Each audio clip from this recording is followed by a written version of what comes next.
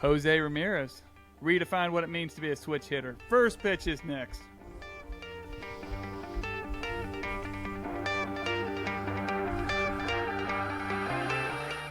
What's going on, everybody? Welcome to episode 43 of Bringing the Heat. My name's Cody Pite, and with me, as always, the four-seam fastball of co-host Will Sism.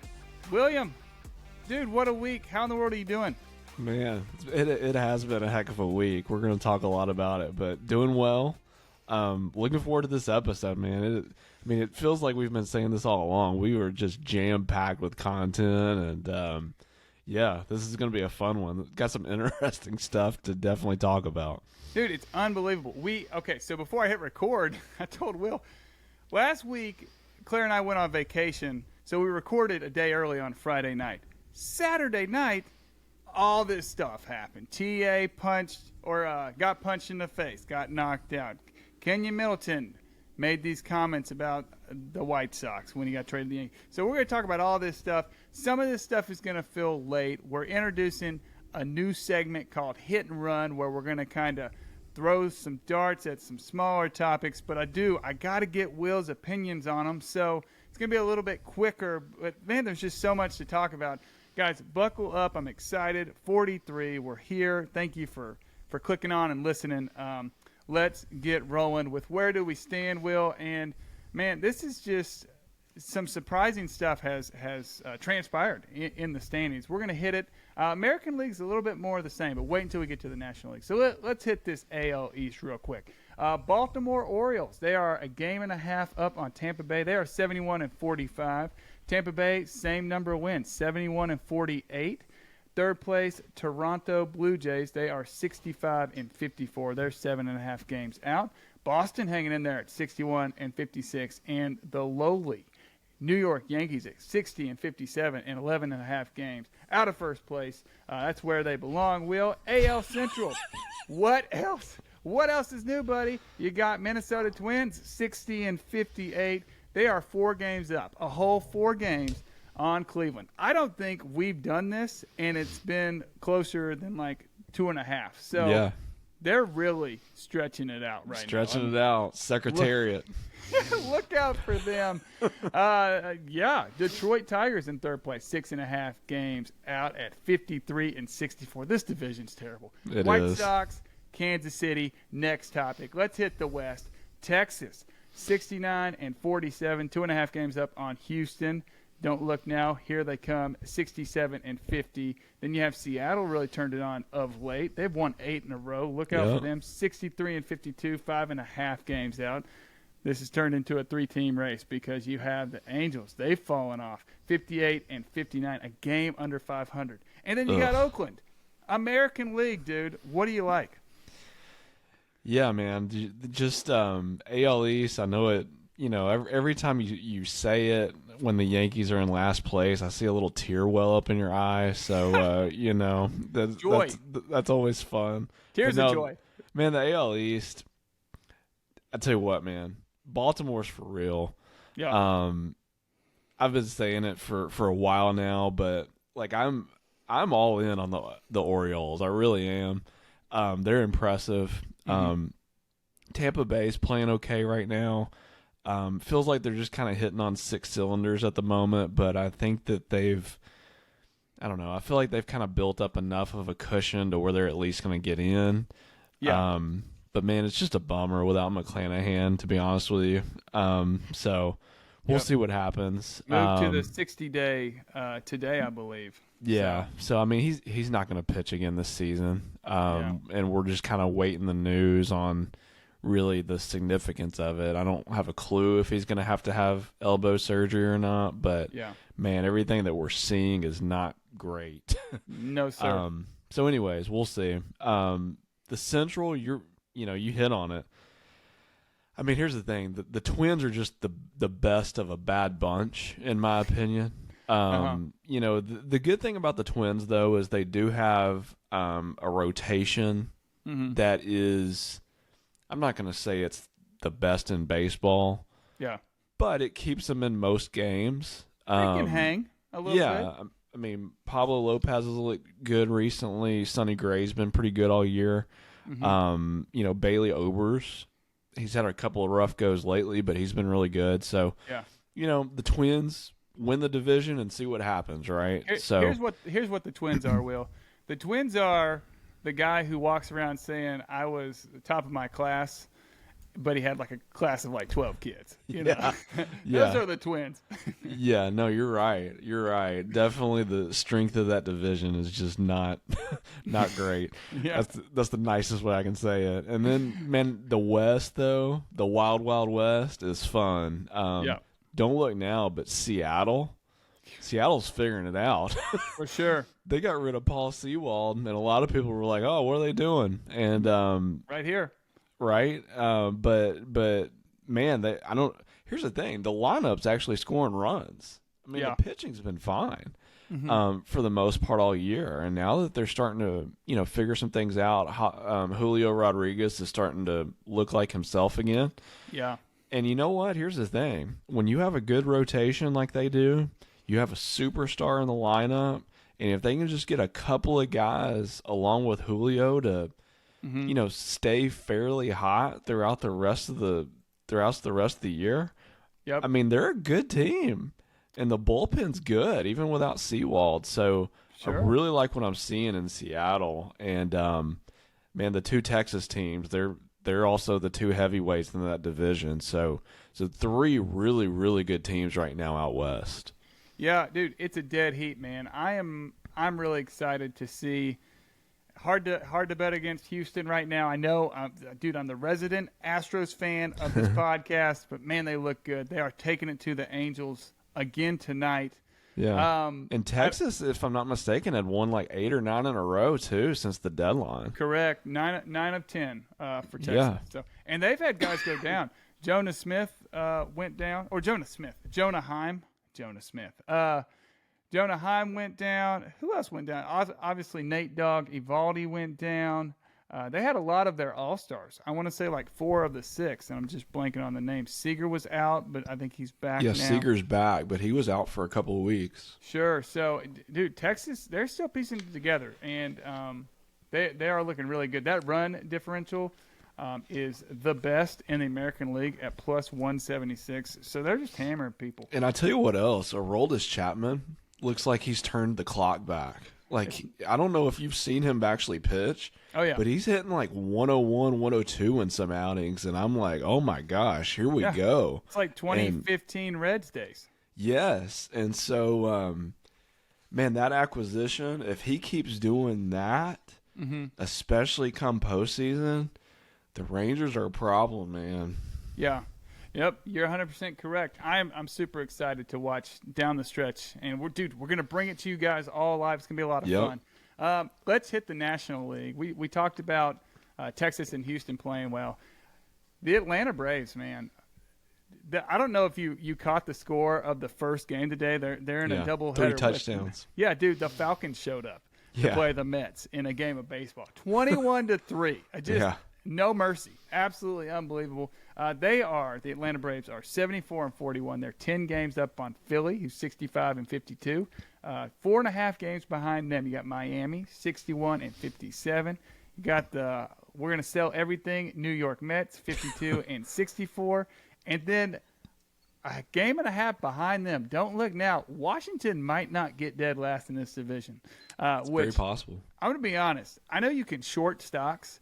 Can you short a bet where you bet against a team? Because if you can do that, and if you put money on the New York Mets to get last in this division, those odds would have been astronomical. Yep. And it's looking like it could seriously happen. Yeah. In the Central, dude, this division just keeps getting better and better. Milwaukee, 63-54, 2 games up on the Cubs, and then Cincy. These guys are locked. You got the Cubs a few win percentage points above the Reds, but they're 61-56 in Chicago. Cincy 1 loss more, 61-57. This is a 3-team heat, man. These divisions are hot and heavy. You got Pittsburgh and St. Louis battling it out for last place. And in the West, this is the biggest surprise in my mind, dude. What happened to Arizona? The Dodgers just threw back the clock. I mean, they do it every year. 69-46. They're 7.5 games. You want to talk about creating distance? Yeah. That's the biggest lead in the West this year. 7.5 games up on the San Francisco Giants. I'm going to say 49ers. On the 49ers. 62-54. Hey, preseason football started. That's right. And so, dude, we're gearing up. We got our fantasy football draft. Hopefully, Yeah. it's going to be a lot of fun, guys. 62-54 is San Francisco. The Diamondbacks, worst record since I want to say middle of June. I forgot the stat. Yeah. They are 5-20 in their last 25 games. So they are 50. They're below 500. This is a team that was in first place for the majority of the first half, and now they're sitting here at 57-59. They're 12.5 games out of first in the division. They're 3.5 out of a wild card spot. The wheels have come off in Arizona. In San Diego, the wheels have been off for a while. 56-60. They're 13.5 out of first. And then Colorado, they never had wheels. They were like a boat put on flat land. tires. Flat tires. Yeah. Dude, National Leagues, what do you got?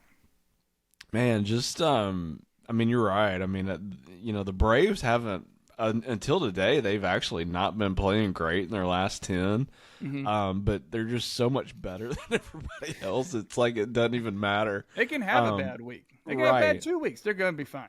Right. How good though is Matt Olson, man? I just I don't know, man. I don't want to say that I didn't see this coming, but I'm a little bit surprised that he's been as consistent as he has all year, because he's never really, when you look back at his years in Oakland, I think he had one or two really strong years to where like the average wasn't, quite low. He's always had power, but correct. But this year, man, he just looks like a different player. And kudos to the Braves organization for identifying that talent. And, year 2 in Atlanta looks, dude, I'm not going to say he's Freddie Freeman, but he means a lot to that team. Yep. And the Braves just are hitting on all cylinders, especially when he's in the middle of that lineup. Dude, in 2022, this guy had 34 home runs and 103 RBIs. He is at 40 home runs and 101 RBIs, and we're in the middle of August. He's got 6 more homers. He's on pace to 60 home runs. This actually isn't up to date. He had 2 more home runs in that first game, so he's got 42 ding-dongs. He's leading the league.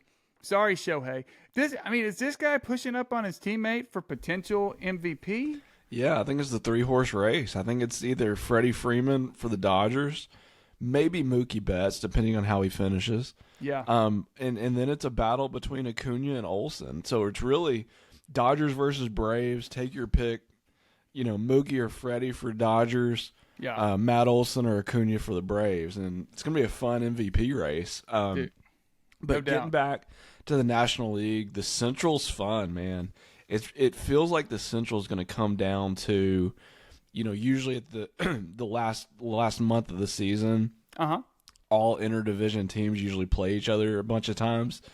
So it feels like, for example, if the Cubs match up against Milwaukee in 6 games in September, who's going to win 4 out of 6, And it feels like that kind of thing might decide the Central.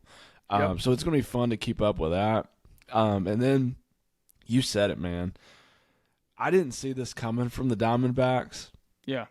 But, man, it's the Dodgers division. The Dodgers are just running away with the West now. And correct.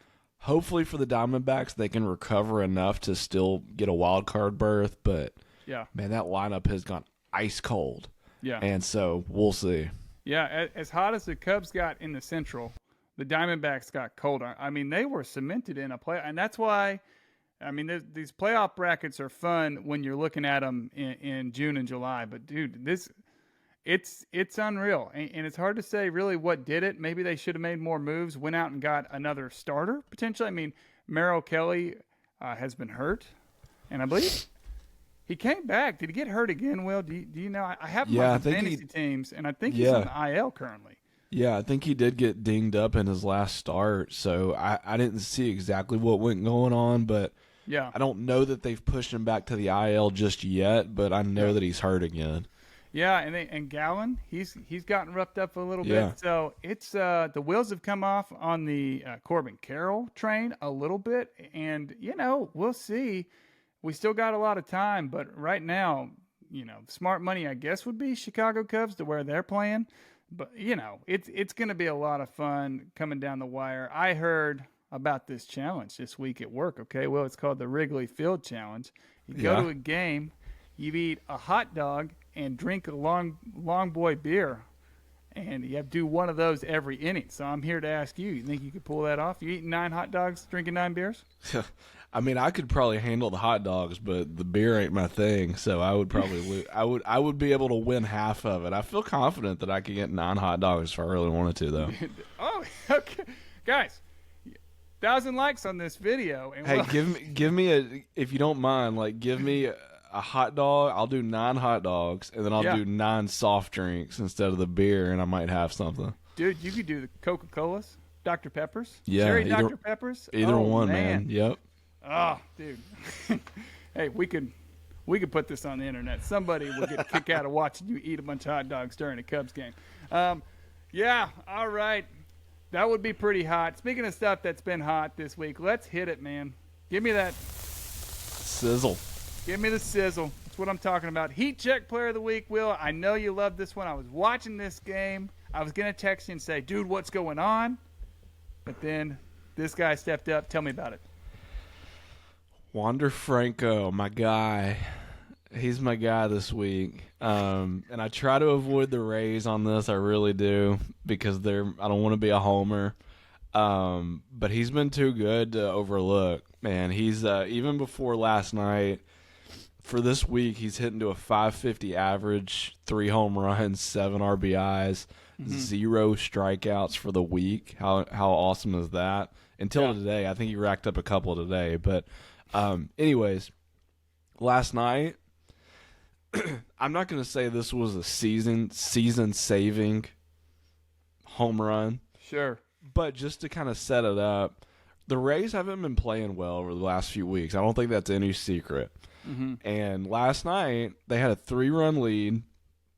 Pete Fairbanks comes in, normally super reliable closer against Cleveland, who's not the greatest lineup in the league by any stretch. No way. Blows the save, gives up 3 runs in the 9th inning, in the top of the 9th to tie the game.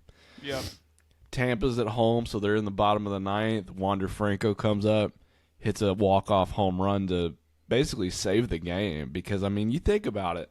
Yeah. The Rays are already kind of shaky right now. They're not playing good. Their stars are hurt, Yep.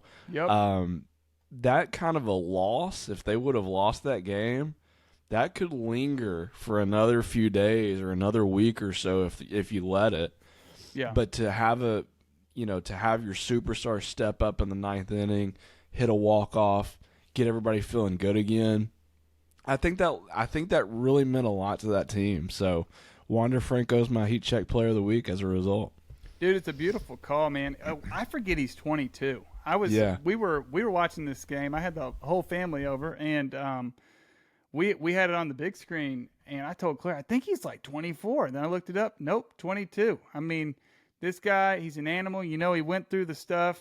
He got benched a couple months ago.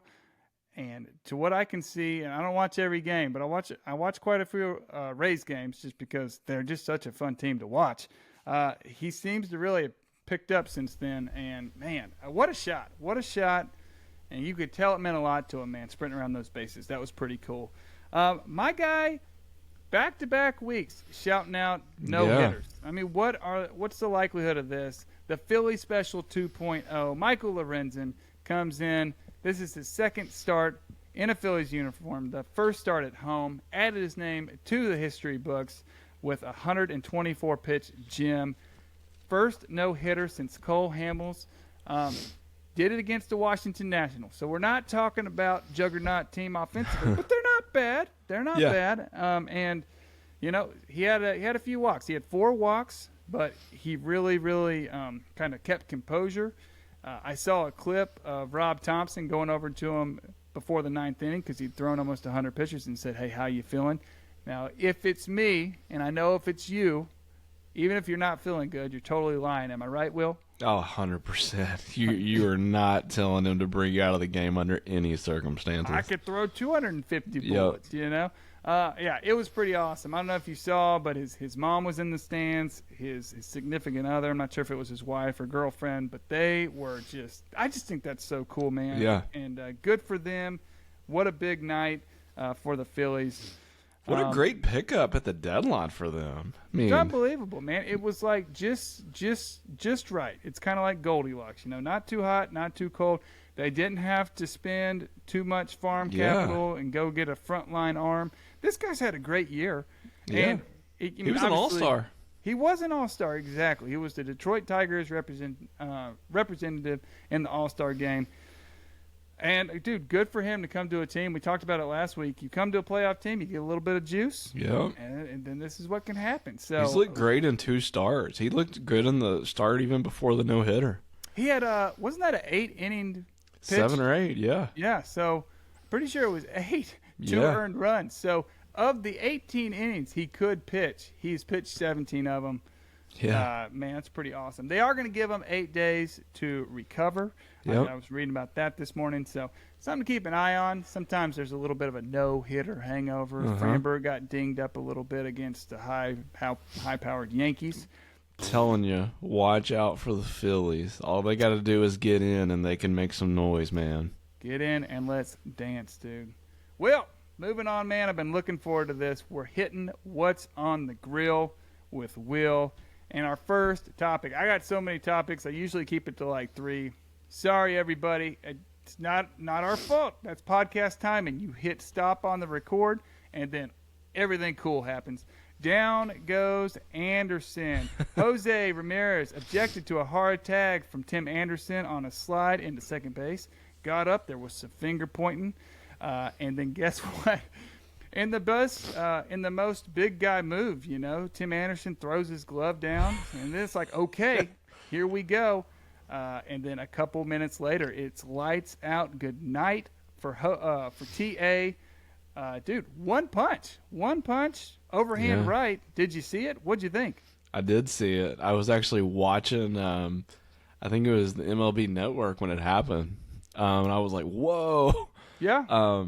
So, I mean, here's my kind of overall take on it. I mean, I'm not going to say that I want to see a fight every single night. But I tell you what, I would actually like to see this a couple more times in a MLB season. I'm not kidding. Yeah. Like, I just think that sometimes, I mean, here's the thing. I played at the collegiate level. I was an athlete growing up, and I just think that sometimes, like, anybody that has competitive fire, or if there's a guy on the other team that makes you mad, like, you want to do things that, you know, either prove yourself right or prove that other guy wrong or whatever the case may be. Mm-hmm. But I actually think when you see a kind of a brawl like this, that it actually shows that the players care a lot. Mm-hmm. That's kind of my overall take on it. And again, I don't want to see a fight every single night and, you know, every single team getting into brawls. But I'll tell you what, I think it was honestly kind of fun. And I tell you what, though, Tim Anderson, I don't think he expected that right hook coming from Jose Ramirez, because he got him right in the jaw and it knocked him down. But but anyways, I honestly had zero problem with it, just because I think that it kind of shows the fight that some of these guys play with. So I'm okay with it. Definitely gets people talking about baseball. One of the funniest things I saw, someone, I think it was maybe a tweet or a comment somewhere, but it said, dude, I'm blanking on his name. What is the unbelievable? He played for Texas. He was a shortstop, and not Rougned Odor, but when he punched him, he was in the background of that. He played for the White Sox, had a great year last year. Elvis Andrus? There it is, Will. Thank you, brother. I could picture his beautiful face. Yep. I saw this comment that said he had been in the background for 2 of the biggest fights in recent baseball history. That's funny. And they had pictures, and there he was. Dude, it was so weird to me. It was almost like Tim Anderson had told people, like, hey, if this ever happens, don't touch me. Because, you know, we've all seen baseball fights before. And when you look at this one in a vacuum, it's kind of like, what did he object to? I read that he had mentioned something about the tag being a little bit hard. He stood over him a little bit. Not that long. But, you know, the thing about TA is he plays the game with a lot of fire. Yeah. He ruffles a lot of feathers. Most baseball fights, you know, everybody's like arguing. You get them pushing, shoving. Very rarely do you see punches thrown. Yeah. And so it was absolutely insane. Jose Ramirez is not someone, I think we can agree. He's never been ejected. Never been ejected in a Major League Baseball game. Yeah. By all accounts, pretty nice guy. So sometimes you poke the bear, and he'll poke you back. And, that's right. I tell you what, the best part of it was the announcer for Cleveland, though. He nailed it. Crushed it. Guys, watch it. If you Google it and listen to it, it will be the audio that is attached to this clip forever. It's so cool. And that's where the down goes Anderson comes from. He's just like, down goes Anderson, down goes Anderson. It was pretty neat. He got 6 games, Tim Anderson did.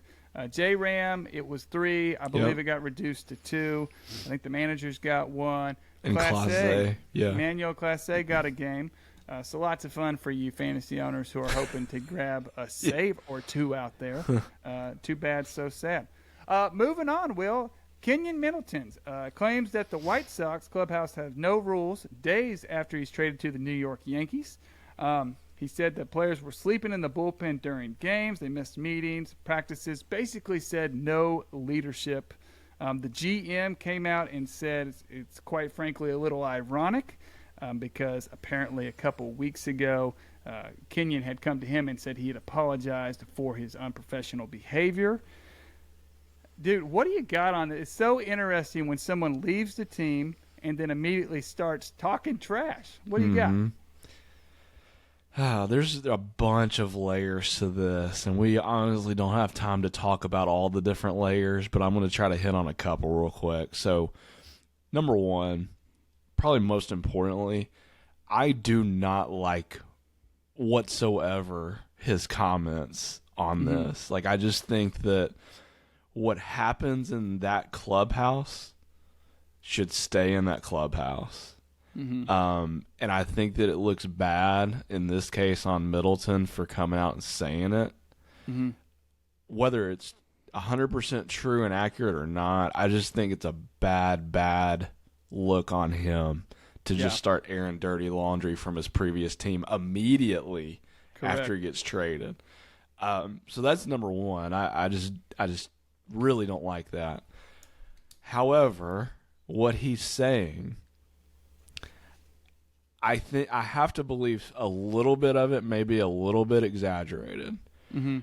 But I'm a big believer in where there's smoke, there's fire. I do have to believe that some of what he's saying is accurate.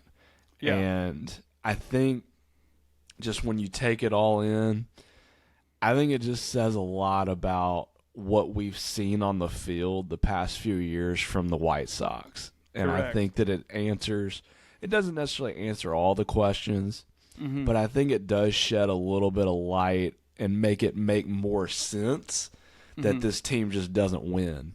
When on paper, everybody's like, oh, this should be the, AL Central champions year in, year out. But when they get on the field, it's like it doesn't work.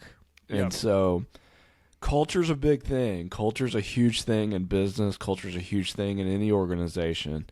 And when you don't have the right culture and you don't have leadership in place, this is what happens. This is the result that you're seeing play out. And so, again, I hate the fact that he came out and said what he said just because I don't believe that he should have done it. But at the same time, I think that it gives us a lot of insight on what's truly going on in Chicago on the in the White Sox at least. Yes, sir. Yeah, it's pretty ironic. Shortly after they play a 3-game set, the Yankees go to Chi-Town, and they lose 2 out of 3. I don't know if you caught this, but the scoreboard operator didn't put his picture up when he came into the game. So they were asked about it, and the White Sox just said it was something with the numbers, and if you have duplicate numbers, I believe it was 99 in Chicago. And Yeah. obviously there's a big guy wearing 99 in New York, Aaron Judge. Right. And so that they had claimed that it's an issue with duplicate numbers and you can't put the pictures up, la la la la la. I don't know how true that is, but I don't know, man. I'm kind of with you. It's a little bit of a brotherhood. It's kind of like Yeah. if you're, that's why to me you don't see that many NFL trades, because what are you going to go tell the other Right. team? You're going to tell them our secrets. I don't know. But, yeah, pretty wild stuff. Loved talking to you about it. Next topic. What's going on in L.A., man? The Angels, dude. I feel like we got to touch on these guys like every 2 episodes, just like a State Yeah. of the Union. How are we feeling over there on the West Coast? Because, dude, 2-8, fixing to be 2-9 since the All-Star break. They made all these moves. Maybe more importantly, the move they didn't make, not Yeah. cashing in on the Ohtani lottery ticket. Now we're going to hold on to him. We're going to bring in these guys and see how it goes. And it has not gone well. So here's my question for you. Ohtani's been struggling with hand cramps when he's pitching on the mound. He made his last start 6 innings scoreless. This dude's unbelievable. Next topic. We've already hit it. And I have a Shohei Ohtani fun fact of the week for you guys, so just hang in there. But he's Ooh. been dealing with some hand cramps. And honestly, my question for you is there a world we hit the first week in September, the Angels are still 7 games out of it, does he shut down? Do they shut him down just because he's got $600 million coming his way and you don't want to risk hurting himself? Oh gosh. To be honest, I hadn't even thought about it, but I don't love that. No, I don't know. I'm a big believer in, unless you're hurt, like if you're legitimately hurt, then absolutely, don't play, right? Yeah. But I am not a believer in the whole load management deal, anything along those lines. I just think that, just in general, if you're getting paid to do something, you go out there and do it if you're at all capable. And so I hope that they don't do that. I have no idea if they will do that or not. But we'll see, I guess. But, to the broader topic of kind of what's going on in the Angels, I hate to say it, but you could almost see this coming. Yeah. Especially with Mike Trout still hurt. Like, it's just one guy, as incredible as he is, cannot carry a team. I mean, I think that we've seen this play out over, for as long as baseball's been going on, especially in the modern area, to where there's a lot more parity, a lot more talent dispersion amongst all the teams. It was a weird dispersion. Love it. Right? That was a good one. But yeah, I don't know. I hate to say it, but it was almost like I kind of felt like it was coming all along, how it was. The question was, how long can Shohei keep carrying this team? And let's not forget how good the division is that these guys are in. Yeah. Much less the whole American League, but man, you got Houston, you got Texas, arguably the 2 best teams in the American League. You got Seattle figuring it out right now. Those are all just in your division. We're not even counting the East. So, I don't know, man. In a way, I feel a little bit bad for Shohei. Yeah. But here's the thing: don't feel too bad for him, because he's going to be able to write his own check this offseason. Yeah. But you know what? The Angels get what they deserve, especially if he does not re-sign there. They're getting what they deserve, and I hate to say it that way, but I just have a really bad feeling that this is not going to end well at all for the Angels. Yep. No, I'm with you, dude. They're going to lose again tonight. They're 6 games out of a wild card spot in Not we good. talked about probably the more stacked division. I don't know, or league. Yep. I don't know. It's I feel like this was the more likely scenario. There was a chance that you bring all these guys in, C.J. Cron, Grichuk, Giolito, and they click. I got some numbers for you that's gonna maybe shout the other way. We're gonna talk about it here when we hit Roman Candle. Dude, it's nail biter this week. I don't know if you caught the statistics at the bottom of our sheet. So you guys stay tuned for that. Here's the Shohei fun fact of the week. Ohtani is the first player in Major League Baseball history with 10 wins as a pitcher and 40 home runs. Dude, Wow. every week you log in, it's like, holy moly, this guy's doing something unbelievable. Yeah. All right. You know who's got to be loving this secretly? The Dodgers, the Yankees, dude. the Giants. They're all like, yes, keep losing, Mets. Angels. The Mets. Mets, yeah. yep. Yeah. Dude, he's not. I would say, and we're going to talk about this in the offseason probably every day. I Right. just don't think he's signing back with LA. But here we go. Yeah. Okay, some hit and run topics, guys, because I just want Will's quick thoughts on them. Here we go. Alek Manoah. Dude, I feel like it's been maybe an episode since we've said his name. We need to sneak it in there every time. This is the Alek Manoah Bringing the Heat podcast presented by Alek Manoah. Here we go. Sent to AAA. They sent him down. He's going back to the minors to refine his pitching delivery. Now, mind you, this is a guy who had a 2.24 ERA and a .99 whip. But no, we need to make sure he's throwing the ball the right way. They're going to try and bring him back, they say, potentially for the playoff run. Dude, we talked about this. If you send him down to AA, don't bring him back up and then send him down again. That cannot be good for the psyche. What do you got on this? Yep, you hit the nail on the head. I mean, that's essentially what I said right then and there when we were talking about when it originally happened. I said, if you're the Blue Jays, this is more than just this year. And this year's important. Don't get me wrong. Like, they have a legitimate team. They're legitimately in the playoff race, mainly for a wild card, most likely. But still, they're in the playoff race, in the thick of it. But here's the thing, man. You said it. Alek Manoah emerged last year as what we thought as being one of the top young arms in all of Major League Baseball. Yeah.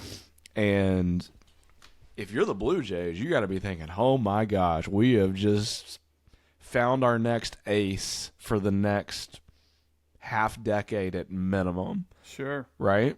Yep. So you come to this year, and he's lost it. And, obviously he struggled so bad that he got sent down the first time and he's lost his confidence and whatnot. And I said right then and there, all right, if you're the Blue Jays, you can't be short-sighted and only look at this year. Yeah. If you send him down, you cannot bring him back up until he is ready. Yep. And what do? They send him down for what, 2, maybe 3 outings, Right. if you want to call it that. Right. They bring him right back up, and it's more of what we saw in that first half when he was bad. And I don't know. I just think the Blue Jays are misplaying this. Yeah. I think that they're never going to say it, but they're trying to rush him back. He's not ready. These are the best hitters in the world that he's going against when he's at this level. And if you are not 100% confident in your abilities, you're going to get shelled more times than not. And that's what happened. And so I'm starting to feel bad a little bit for Manoah, but I do not feel bad for the Blue Jays organization for essentially screwing this up. Yeah, his numbers were better, but they're still not great. And here they are, 29 and a third innings. He's given up 16 earned runs, so that's a 4.91 ERA. Whip, 1.43, so that's way north of where we want it to be. Ks per nine, 9.5. That's never really been a problem, but his walks are still way high. 5.2 walks. That's not going to cut it. He's given up 4 home runs, so what is that, 1.2 home runs per 9 innings. That's not where you want it to be. This is just a guy, dude, I honestly, I don't know if he's got like the yips. I don't think we've known all year. We haven't got a solid answer. Obviously, he was sent down, got shelled by those high schoolers, and then did pretty well in 2 starts against AA. So Dude, you better believe it. Here at BTH, we're going to be keeping an eye at these AAA stats. You know, we Yeah. might go to the AAA affiliate of the Blue Jays and go watch them live. You know, be like, we're your number one fan. I don't know, but it's pretty wild. It is. So, I mean, here's the thing, though. Like, separate the name. You know, just take the name out of the equation right now and just say, hey, if you've got let's say a starter in your rotation that has a 5 ERA and a 1.3 or 1.4 whip. Correct. I mean, like, take away the name. What are you thinking about that starter? You're looking, it's like, all right, do we have anybody in AAA that can come up and do a little bit better than this? He's not giving us a chance to win. Right, let's be real. So, you know, it's just one of those things to where, again, the Blue Jays have to look at this from a long-term approach. As much as they probably do not want to, they cannot afford to screw this up from a long-term perspective. Yep. I'm going to be very curious how the next few years of his career goes. Yeah. Like next year. I mean, this guy will go undrafted in like 8 and 10 team leagues. I would not be surprised. Yeah. And people are going to take late round picks. He Yeah. could be the guy he was in 22. Like, dude, 24, 25, 26 are going to be so interesting. And as he rolls through arbitration into free agency, Yeah. dude, and we're going to be coming along every episode saying his name and letting you guys know right. we're biggest Alek Manoah fans on the face of the planet, maybe. Look out, Alek Manoah's mom. Here we go. Let's see. Soto's comments. Last thing we're going to talk about, then we're going to roll on to our next segment. Soto's comments talking about how he thinks that the San Diego Padres may not be trying as hard as they should. He came out and said, we got to go out and grind every day, grind every at bat. It's been really inconsistent. Some days we do, some days we don't. We got to do it every day. Days like these series, he's talking about they got 2 games swept by the red-hot Mariners. Yeah. Days like these series, we just give up. Like literally, we just give up instead of keep grinding, keep pushing. We've got to forget about yesterday and keep moving. End quote. This is pretty unreal stuff from a team. This isn't a young team, man. This is a team full of veterans. People have been there before. People who have won World Series. Dude, does this not paint the picture of what's going on in San Diego? I think it might. You know, and I love Juan Soto. I think that Juan Soto is, even right now, I mean, I know these last year and a half or 2 years hasn't been great by his standards. Mm-hmm. But I feel like when I watch him play, like he plays hard. He plays to win. He does a lot of the right things that you want to see, especially a superstar of his caliber, do on a day-to-day basis. And my question is I wonder if I just get the impression that there's something going on in that clubhouse that we really don't understand or know about. Yeah. Because why is Juan Soto having to say this to the media? Why isn't older guys, more established guys who have been in the league longer, such as Xander Bogaerts, Manny Machado, they got rid of Nelson Cruz earlier in the year, who was supposed to be kind of that clubhouse glue guy. Mm-hmm. I just get the vibe that there is something amiss in that clubhouse, and I don't have a clue what it is. Mm-hmm. I don't want to blame anybody. Yeah. But you got Bob Melvin at the helm, right. And that's a guy who's done it before. It's weird. There's just way too much talent on that roster for us to say, oh, it's just a bad year. Like, there's more to it than that. And, you know what I really think about, though, too, is I wonder if Juan Soto kind of wants out of there. I wonder if he is, like, hoping to kind of play his way to be traded away maybe next trade deadline or in the offseason, or if he doesn't, he's just going to walk and sign with somebody else. 100%. Hello, New York Yankees on line too. Holy know, moly. So dude, that would stink for us.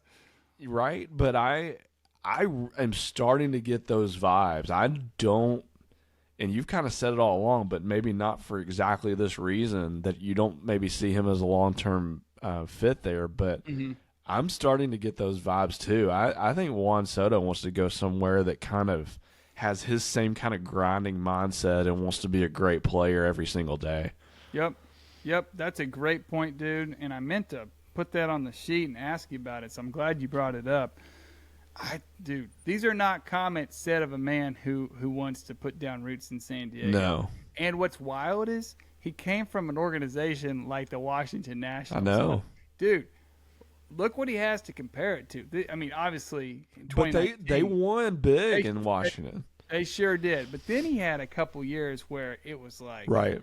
he was the only guy in the lineup worth a darn. Yep. Juan Soto is ready to win again. I think, and San Diego won last year, and I think that obviously you didn't hear anything. You know, obviously last year since they made their run, but Juan Soto wants to win, and if he feels like other guys are not in that same boat with him, pulling that same rope in the same direction as he is, then you know what? He's going to get up and out of there, I think. Get on another boat. No, dude, I love that. It's like he's nobody knows about grinding on bad teams more than him. Yeah. And so to come on this team where you have all this talent, you got to imagine, just like you said, it's got to be very frustrating for him. Speaking of frustration, let's move on. Who's on fire on the wire? This is going to be a little bit of a truncated segment, Will. We're going to look at starting pitchers, and we all know why, man. Shane McClanahan, in many leagues, the top starting pitcher in fantasy baseball, is down. We don't know officially for the season. I think technically he could still come back at listen, most fantasy seasons will be done by the time he comes back. Let's start there. But just for best case scenario. Correct. Worst case, it's like TJ, and he might be out for 24, and I think that would be. You don't even want to talk about that, man. Yeah. So we're just gonna cross our fingers and pray that's not what's going on. Here's what I got. I got 5 guys under 50% rostered. I want to know your thoughts on them. Wade Miley, 70 or 47% rostered, 6-2, 2.90 ERA, a 1.13 WHIP, 53 Ks, and 77 innings pitched for the Brewers, getting the job done there. Jose Urquidy, 36%. He's coming back from injury. He's 2-2. The stats don't look that good. 6.10 ERA, 1.58 WHIP, 24 Ks, 31 innings pitched. Gavin Williams. We've got some young guns, these last 3 guys. Gavin Williams, upstart rookie for the Guardians, 1-3 with a 2.90 ERA, 1.19 WHIP, 49 Ks and 49 innings. Chase Selseth. This guy might be the real deal. 3-1, 3.72 ERA, 1.21 WHIP, 41 Ks and 36 innings. I think he had like 10 Ks the other day against the Mariners, so he's been doing it. And then Emerson Hancock, he's 12% rostered. 1 start, but he looked pretty solid. 0-0, 1.80 ERA, a 1 WHIP, 3 Ks in that start. But this is a guy maybe grab and hold on to because he's big prospect for the Mariners. Out of that list, what jumps out at you? Yeah, I would say Wade Miley is your classic low strikeout but solid everything else guy. So I mean, if you have a team constructed to where strikeouts maybe you're already taken care of, or you're not really valuing strikeouts for whatever reason, then he was definitely a guy that's going to be just super consistent, plays on a good team in Milwaukee. Yeah. So I don't hate it outside of the strikeouts. Urquidy's always been a question mark to me, even when he's healthy. I feel like some starts he looks great, and then other times it's like everybody almost knows what he's going to throw when they crush him. So he's always been an enigma to me. But I tell you what, the 2 guys that I really like on this list are Gavin Williams and Chase Selseth. You hit on Chase Selseth. I think he's got a lot of potential pitching for the Angels. I feel like he's going to be a little bit up and down, which is a little bit of a challenge. But if you're in a deep enough league, I would certainly take a shot on him. Same thing with Gavin Williams. He's looked really good in most of his starts. About a K per each innings pitched, right at 9. and he was also a big time prospect for the Guardians. And then, as you mentioned, Emerson Hancock was a high first round pick a couple of years ago. I believe he was out of Georgia, if I'm not mistaken, and he has risen up quickly Yeah. through Seattle's organization. And you know what, Seattle, it's like they grow these young arms on trees, man. Yep. So some organizations you just kind of have to have faith in. Yep. Tampa, Dodgers, Seattle, Cleveland, Cleveland with pitching. Yep. Atlanta to an extent, yeah, this might be another case here. So, at minimum, keep your eye on his next start or two to see what he does. Yep. I love it, dude. Everything you said, couldn't say it better. Let's move on to more of the most interesting segment of this show. Here we go. Ladies and gentlemen, the fireworks are going off. That means it's time for the Roman Candle Pick to Click Player of the Week. Sometimes both players we pick just go off. This is not one of those weeks. It is not. Here we go. Will's up 9-2. Okay, so if you're looking for a nail biter of a competition, this isn't it. But if you're looking for heart, right here on the left side of your screen, okay, this is 100% where it's at. Okay, we went first base central. We did, and I liked our picks. I thought these are two guys had some pretty solid weeks. Will put Tristan Casas, all-star stud. He's not all-star yet, but he will be. Soon to be all-star stud first baseman for the Red Sox. 2 for 19 is what he did. That's a 105 batting average. That's just, you know what? I told Will, I said, dude, I want him to do well. I said that last week, and that was enough. That was the kiss of death. I brought it over from my side to him. So this week I'm going to shut up. I'm not going to say anything. He had 1 home run, 2 RBIs, a 466 OPS. I went with CJ Cron, and I was like, let's see what this guy does outside of course. And the answer is, Will, not a whole lot. Okay. Yeah. How about 3 for 18? That's a 158 batting average, 1 home run, 2 RBIs. So we're equal in counting stats for a 554 OPS. Yikes. Is it possible for us to just both lose? Could we do a push? I honestly, dude, I have half a mind to just look up and see how they did tonight. I was actually thinking that Casas had a few more hits, but man, that is bad. I saw the home run he hit. Yeah. And I was like, well, good. You know, that's good. We'll make it 10-2. I mean, honestly, dude, it is just we're both losers. Yeah, I mean, you know what though? Like we were due for a clunker because I mean we've had a good run. Our past few weeks, we've hit on some really good ones. So Yeah. you know what? Law of averages occasionally will catch up with you, unfortunately. But yeah, I didn't realize Casas was that bad this week. I hate to say this, but when you're down 9-2, you got to do what you got to do. I am going to take this victory just on the sheer, just hair. Like the counting stats are the same. My average is a little better. That one hit. Dude, you better believe it. You better believe it. That's how we do it. It's a single, too. We got the 1 home run and 2 singles. We both had 2 singles. Well, you got a single and the home run. Dude. Lord, that is bad. Real bad. I hope you have Matt Olson on your fantasy team, and you guys didn't even need to pick up one of these guys. That would be best case. We're gonna turn it around. Will's up 9-3. We got some studs here now. I am excited to announce our players. Will, take it away, bud. Week 19, 6-run lead. What do you got? Yeah, man. Week 19. I am going. Man, we were just dogging this franchise, but I am going out to San Diego. And outside of Juan Soto, there has been a bright spot, and his name is Ha-Seong Kim. And if you've been paying attention to this guy over the past really month or two, he's been the one guy that if you look at if you look at their box scores at the end of the day on most of their games, he's doing something really productive. Mm-hmm. And he's now batting leadoff for them. Bob Melvin has done the right thing and moved him to lead off. Thank God we don't have like Jake Cronenworth or somebody leading off. Yeah. But anyways, Hassan Kim's been leading off, rightfully so.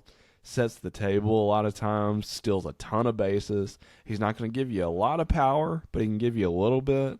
But yeah, he's one of those guys that if for some reason he's still available in your league, go pick him up right now because he's fun. He's a fun player to watch. He plays hard. And, hey, maybe he'll go to New York with Juan Soto in a trade next year. Dude, that'd be wild. That'd be wild. They would need him. They would big time need him. Yeah. Hey, okay, let's play the hypothetical really quick. Hypothetical game. Here we go. Could you imagine? Think about right now the Yankees lineup. Yeah. And if you instantly insert, let's say, Hassan Kim as their leadoff guy. Yeah. And Juan Soto batting third behind Aaron Judge. Yes. Dude, you instantly transform the looks and thought of that entire lineup, at least in my opinion. So dude, I just think that's kind of a fun exercise right there. Dude, hey, you haven't looked at the box score for the Yankees today, have you? Oh, I haven't. No. Okay, I don't really pay attention to last place teams. Must not be much of a Red Sox fan then. Here we go. What? Okay, I will give you $1,000 if you can tell me who led off for the Yankees tonight. And I'll have to put me on a payment plan. It can't be Volpe. I'm going to say like Jake Bowers. That's exactly who it was. All right, bringing the heat, fans. You heard it here. I get $1,000 on a payment plan. That's right. I'm going to give, let's see here, 100 payments of $10 every time I see you for the next 100 times. Unbelievable call by Will. So I'm pretty sure that Jake Bowers was originally, or at some point, was in the Tampa Bay organization. I believe that to be true, for sure. But yeah, no, I figured if it wasn't Volpe, just by the way that you said it, that it was some crazy guy. But yes, like to your point, why is, with all due respect, seriously, why is Jake Bowers hitting leadoff for the New York Yankees? That's my question. He's an on-base machine. He's got a 223 average. Frick. Come on, New York. It's Yankees. A bad team. Yankees, we do not like the Yankees, full disclosure, obviously. Correct. But the Yankees should be better than that. 100%. Dude, they're top 3 payroll. It's unbelievable. Yeah. Real quick, let me read the names. Jake Bowers. I'm not going to put Aaron Judge's name in here. I watched Sandy Alcantara start tonight. Jake Bowers, Gleyber Torres, Stanton, Billy McKinney, Isaiah Kiner-Falefa, Harrison Bader, Volpe, Kyle Higashioka. Dude, tons of outs. Dude, that sounds. I'm not. Look, I'm not trying to be disrespectful, even though I know that I am. Yeah. Like that sounds like a lineup that would be rolled out for the Pittsburgh Pirates in lesser years. Yes. This is the New York Yankees. Like, what are they doing? Dude, you read that, it's unbelievable that they're over 500. Right. Like, they haven't had a losing season in like 30-something years. The bullpen saved them, honestly. The bullpen's actually been the one aspect on that team that's somewhat worked. Yeah. Yep. Dude, sorry. Back to our regular scheduled picks. program. That's enough Yankees talk for the rest, as long as we do this podcast, I would say. Okay.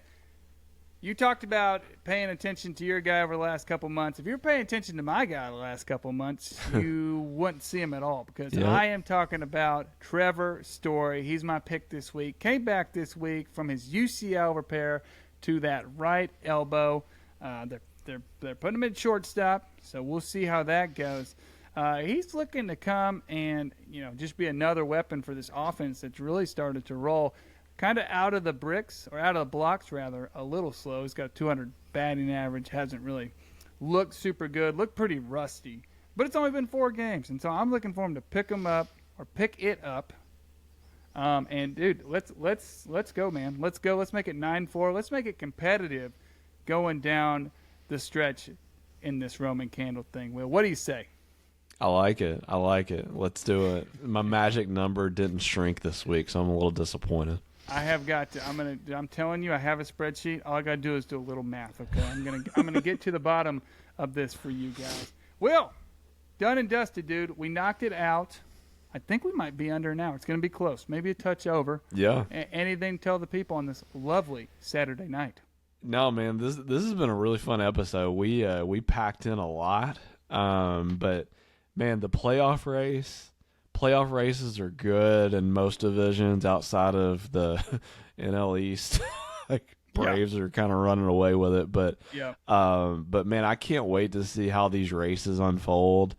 You know what? This is like, I feel like August is really like kind of it seems like the month to where probably if you're a major league player, it's like, man, just get me through August.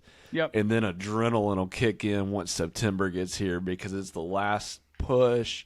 All the division races are going to be tight, especially the wild card races. Wild card's going to be juicy. Man, you talk about if you're a baseball fan, this is the best time of the year as we kind of round the turn coming to the finish line here. So this is going to be a fun few weeks and looking forward to the next episode already.